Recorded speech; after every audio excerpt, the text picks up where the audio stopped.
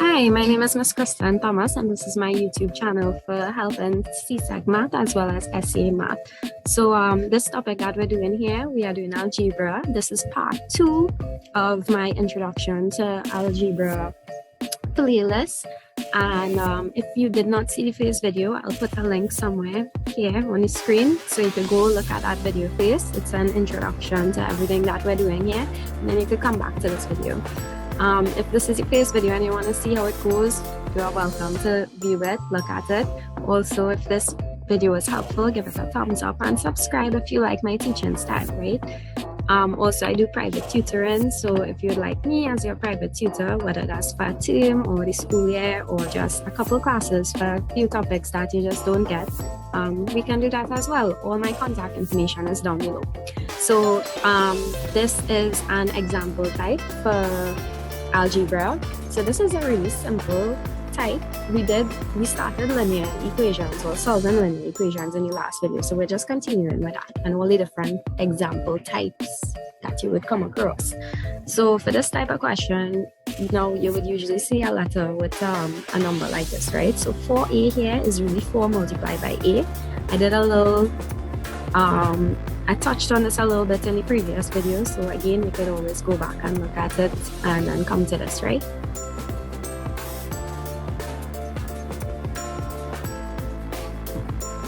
So for this question here, they say find the value of a in the given equation below. So this is an algebraic equation because you have a variable, you have a number, and you have a left-hand side, right-hand side, and an equal sign. Again, if you don't know what I'm referring to, go back to the video. I'll link it here. Like I said, if I can't link it on the screen, I'll link it in the description box or to the end of this video. So 4a is equal to 8, and because this is 4 multiplied by a, you have to do the opposite sign of the same number on both sides. So this is multiplied by 4, so you have to divide by 4 on both sides. So the reason why you're doing that is to eliminate this 4 here, because 4 could go into 4 one time, 4 could go into 4 one time, and this a here is really like 1a. Except we don't really write it, and in maths we don't really write 1a. Or 1x, we just leave it as a single variable alone. 1 is to be understood in front of the variable here. So 8 divided by 4 is 2, and that will be the answer. In case that example was not clear enough, I have a couple more. So this one here, same thing.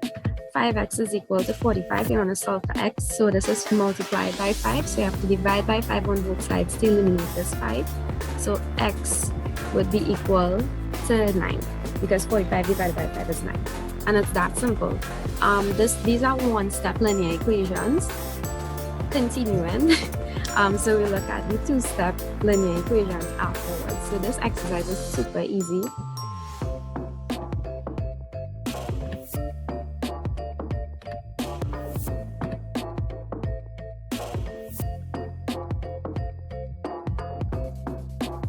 So based on those two examples, you can now attempt these questions from 13 to 24. You can pause the video, try it, and then I'll post the answers afterwards. I may do like a couple corrections for anything that's looking weird. So you could go ahead, pause the video, and try these.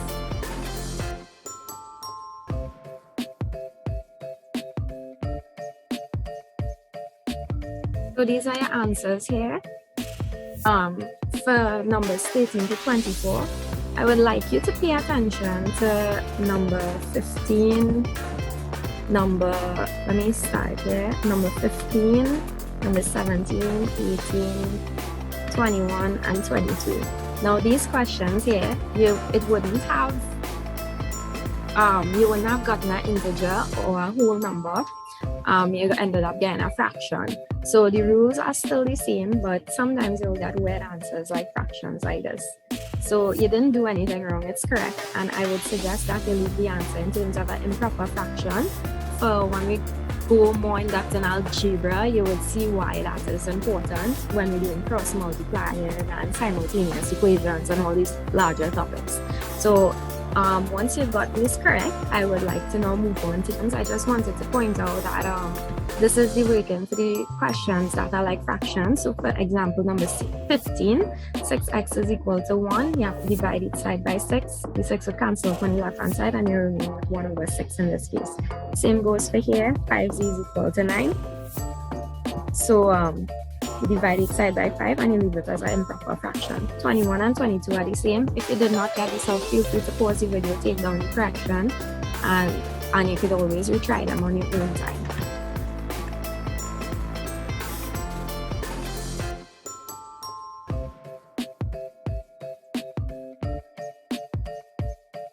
So this is another one-step linear equation that we are solving for, except it looks a little bit different. I just wanted to touch on it a bit for those who are in forms 1, 2, or 3, and you haven't done positive and negative numbers as yet, which we will be looking at afterwards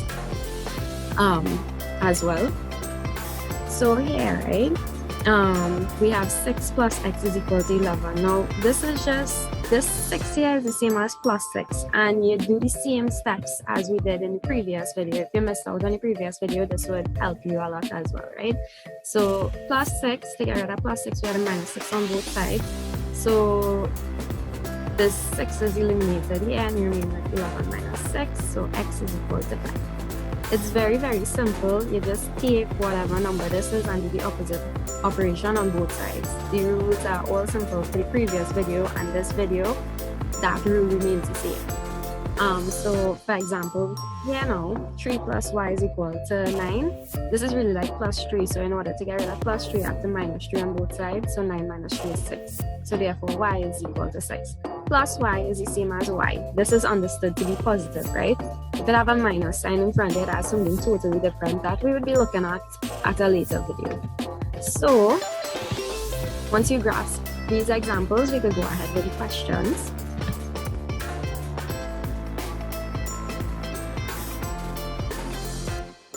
So these are 4 very simple questions based off of the example that I gave just now. I don't have a bunch of questions as yet, but when it all comes together, you would have some practice questions.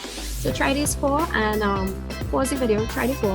When you finish with the questions, you can press play and it would reveal the solutions to you.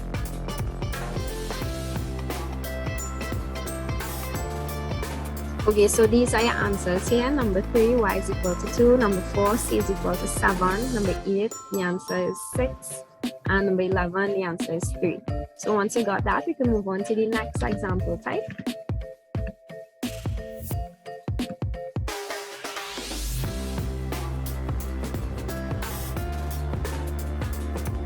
Alright, so these are a couple examples here, and it's a little bit different from what we did before, but still a continuation. This is another, you could say, variation to the one-step linear algebra questions.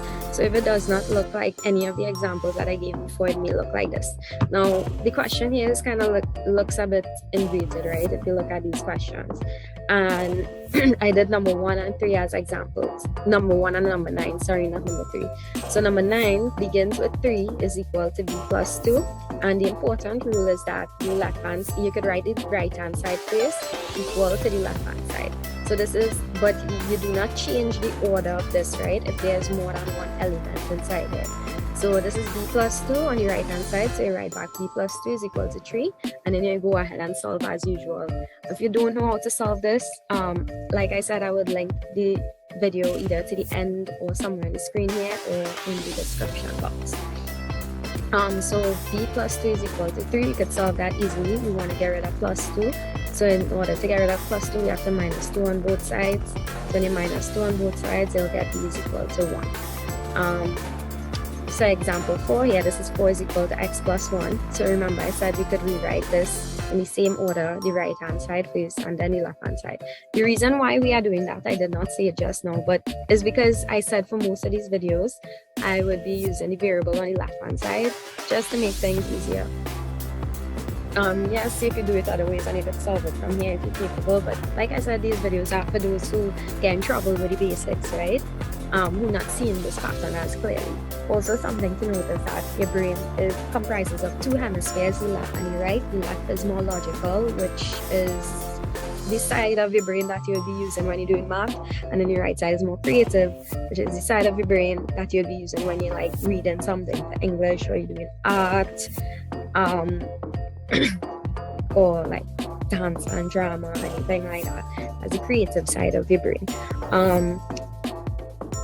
For example, this video here, I am creating this video, so I'm using the right side of my brain with math. So it's both right and left I'm using right now. So nothing is wrong with anybody. I'm just saying, like, if you ever wonder like why that person good at math and they're not good at English, or a person good at English and not good at math, that's the reason why. So back to the example here, 4 is equal to x plus 1. So you write the x plus 1 first is equal to 4. You minus 1 on both sides. So when you minus 1 on both sides, the 1 is eliminated from here, and 4 minus 1 is 3. So your answer will be x is equal to 3. So all you need to do for this question is just write it in the reverse form. Just write, I don't really want to say the reverse form, just write it, just put the right hand side on the left hand side, and the previous left on the right hand side. I hope I didn't confuse you there, but like I said, do not change the order of this, right, when you're rewriting it. That's something very important to know.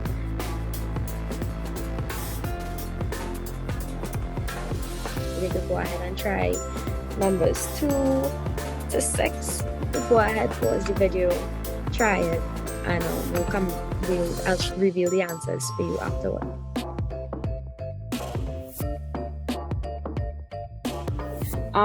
But these are the answers here from questions 2 to 6. The answer for number 2, x is equal to 9, 3 is equal to 3, 4, x is equal to 13, 5, c is equal to 3, and 6, s is equal to 3 as well. So once you get that correct, very good, well done.